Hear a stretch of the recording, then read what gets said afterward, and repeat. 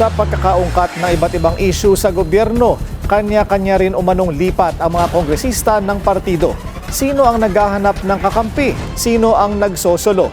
Alamin sa exclusive agenda report ni John Manalo. Kakalas na raw si Batangas 1st District Representative Leandro Leviste sa lakas CMD. Ayon sa source ng Billionaire News Channel, nakatakda siyang lumipat umano sa PDP laban. Pero sa kanyang mensahe sa amin, sinabi ni Leviste na wala siyang balak sumali sa kahit anong partido. Nilinaw din niya na independent siyang tumakbo bilang kongresista at sumali siya sa lakas CMD pagkatapos ng eleksyon para makakuha ng committee memberships.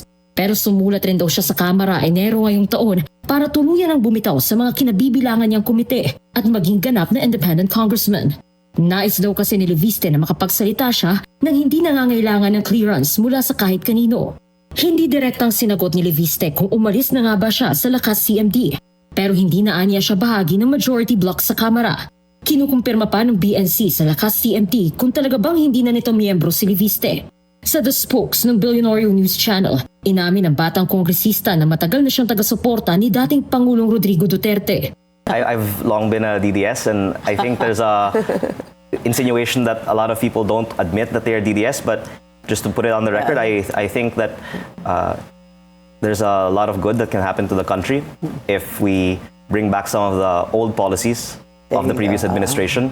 And the other thing I don't like about Congress is people are always moving parties to where there's a budget.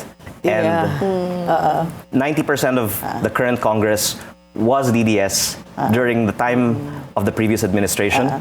And I can say I cannot be bought. That's why I'm not going to suddenly be silenced just because it is politically inconvenient. Kasama rin umano sa mga lilipat sa PDP laban si Cavite 4th District Representative Kiko Barzaga. Walang partido ngayon ang tinaguri ang Congress Miao matapos si Bakin sa National Unity Party na pinamumunuan ni Deputy Speaker Ronnie Puno. Nang tanungin namin si Barzaga, hindi direkta ang sagot niya.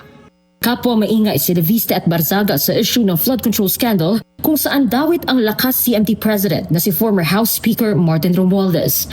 Para sa agenda, John Manalo, Billionaire News Channel.